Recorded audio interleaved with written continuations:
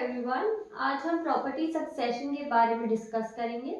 Property से related बहुत सारे क्वेश्चंस आते हैं कि हमारी प्रॉपर्टी हमारे बाद किसको जाएगी, किसको ट्रांसफर होगी, अगर हम विल बनाए बिना डेथ हो जाती है उस केस में प्रॉपर्टी किसको हो जाएगी, डॉटर और सन को क्या इक्वल राइट मिल सकता है, ये सब के बारे में हम आज डिस्कस करेंगे। और प्रॉपर्टीज दो टाइप की हैं, ancestral property and self acquired property. तो एंसेस्ट्रल प्रॉपर्टी के बारे में हमने लास्ट वीडियो में पार्ट 1 में हमने बात किया था। अगर आपने वो वीडियो नहीं देखा है मैं उसको लिंक कर दूंगी, आप लोग चेक कर सकते हैं। अब पार्ट 2 में हम सेल्फ एक्वायर्ड प्रॉपर्टी की बात करते हैं। सेल्फ एक्वायर्ड प्रॉपर्टी यानी जिसका इंसान खुद ही एब्सोल्यूट ओनर होता है, वो सेल्फ एक्वायर्ड प्रॉपर्टी होती है। आई एम साक्षी भंडारी। आज हम सेल्फ एक्वायर्ड प्रॉपर्टी के केस में 3 क्वेश्चंस को लेके चलेंगे एंड इसके साथ में हम कुछ एक्ट्स भी देखेंगे। तो 3 जो मेन चीज़ें रहेगी हमारे टॉपिक का डिस्कशन वो होगा कि सेल्फ एक्वायर्ड प्रॉपर्टी क्या होता है, इन जनरल हम वो समझ लेंगे। सेकंड होगा कि एक प्रॉपर्टी किसी को हम ट्रांसफर भी तो करेंगे, विल बनाएंगे तो प्रॉपर्टी किसको जाएगी, कैसे सक्सेशन उसका होगा, सक्सेशन यानी हम आगे कैसे ट्रांसफर करेंगे। तो 2 टाइप के सक्सेशन होते हैं, ये हम समझ लेंगे। और एक बार हम समझेंगे कि कोई केस जहाँ पर्सन की विल बनाए बिना डेथ हो गई, वसीयतनामा नहीं है, उस केस में प्रॉपर्टी किसको जाएगी उनकी डेथ के बाद। ठीक है, तो हम पहले समझ लेते हैं सेल्फ एक्वायर्ड प्रॉपर्टी।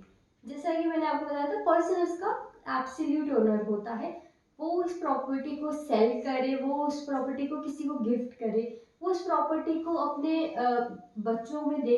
अगर मान लीजिए उनके 4 बच्चे हैं और उनका मन है कि वो अपनी प्रॉपर्टी किसी एक ही बच्चे को देना चाहते हैं, तो सेल्फ एक्वायर्ड प्रॉपर्टी के केस में वो एक ही बच्चे को भी वो प्रॉपर्टी दे सकते हैं, वो उस चीज में क्वेश्चनेबल नहीं होंगे। ठीक है, ये एक टाइप की हो गई। दूसरा होता है कि एक किसी ने आपको अपनी प्रॉपर्टी गिफ्ट करी है, वो प्रॉपर्टी भी आपकी अपनी हो गई, चाहे वो आपको किसी ने गिफ्ट करी थी लेकिन अब तो आप ही उसके एब्सोल्यूट ओनर है, तो वो प्रॉपर्टी भी सेल्फ एक्वायर्ड प्रॉपर्टी की कैटेगरी में फॉल करती है।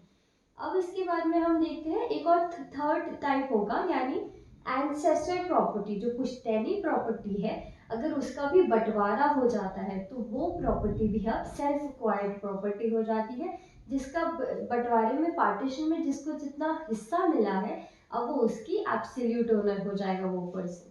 ठीक है, अब हम सेकंड क्वेश्चन देखते हैं कि 2 टाइप के सक्सेशन कौन से होते हैं। फर्स्ट है टेस्टामेंट्री सक्सेशन एंड सेकंड है इंटरस्टेट सक्सेशन। नाम इनका हम थोड़ा सा मीनिंग समझ लेते हैं। टेस्टामेंट्री का मतलब होता है कि विल बनाकर इंसान की डेथ हो गई, तो वसीयतनामा तैयार है, उनकी डेथ हो गई, तो इसमें तो कोई प्रॉब्लम आएगी नहीं, जिसका नाम उस पर लिखा है उसको प्रॉपर्टी मिल जाएगी। प्रॉब्लम आती है इंटरस्टेट सक्सेशन के केस में, जहाँ पे पर्सन की डेथ हो जाती है बिना विल बिना वसीयतनामा बनाए, तो अब वो प्रॉपर्टी किसको जाएगी, उस पर कौन क्लेम कर सकता है, उस पर डिस्प्यूट हो जाता है। इस चीज के लिए कोर्ट ने बोला है कि इस पे लॉ बना हुआ है कि जो प्रॉपर्टी है अगर वो इंटरस्टेट सक्सेशन वाला केस है तो क्लास 1 हेयर को जाती है। क्लास 1 हेयर में कौन कौन फॉल करता है, उसके अंदर आता है मदर। मान लीजिए किसी पर्सन ए मेल की डेथ हो गई है फैमिली से, तो उनकी मदर आएंगी, उनकी विडो जो उनकी वाइफ थी वो आएंगी, उनका बेटा या बेटी जो होगा वो आएगा। मान लीजिए उनका कोई उनके बच्चों का कोई और उनकी मैरिड थे और उनका कोई बच्चा हो जाता है, यानी son of a predeceased son, तो उस केस में उस बच्चे को भी वो प्रॉपर्टी जाएगी। ऐसे मैं आप यहाँ पे लिस्ट प्रोवाइड करा दूंगी क्लास 1 हेज में कौन कौन आता है। अब मान लीजिए क्लास 1 हेज में जो लोग फॉल करते हैं उसमें से कोई भी लोग प्रेजेंट नहीं है, तो फिर वो प्रॉपर्टी किसको जाएगी, देन वो प्रॉपर्टी का ट्रांसफर होगा क्लास 2 हेड के लोगों को। उसमें कौन कौन फॉल करता है, उसमें भी बहुत लिस्ट है, इनकी बहुत बड़ी लिस्ट है। फादर आते हैं उसमें, ब्रदर उसका जिसकी डेथ हुई है उनकी सिस्टर, ब्रदर, ये लोग आते हैं, ये लिस्ट मैं आपको प्रोवाइड करा दूंगी। अगर कोई ऐसा केस है जहाँ क्लास 1 हेयर में जो लोग आते हैं, क्लास 2 हेयर में जो लोग आते हैं, वो दोनों ही लोग नहीं है उसकी फैमिली में या प्रेजेंट नहीं है, तो वो प्रॉपर्टी अब जाएगी एग्नेट्स या फिर कॉग्नेट्स को। एग्नेट होता है जो मेल लाइनेज के लोग होते हैं, यानी जो पर्सन था उसके जो मेल डिसेंडेंट थे, मेल लाइनेज था, उनमें से किसी को वो प्रॉपर्टी जाएगी। अब मान लीजिए वो भी नहीं है, उन्हें प्रेफरेंस दी जाती है। लेकिन अगर वो भी नहीं है तो फिर कॉग्नेट्स को प्रॉपर्टी जाएगी। कॉग्नेट्स होता है जो फीमेल लाइनेज से लिंक होता है जिसका।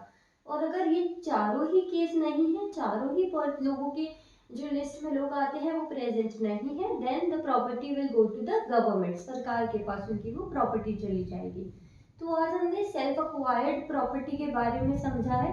अगर आपको इससे रिलेटेड कोई भी क्वेरी हो तो आप कमेंट बॉक्स में डाल दीजिएगा। एंड आपको वीडियो हेल्पफुल लगी हो तो please do like, share and subscribe. Till then, thank you.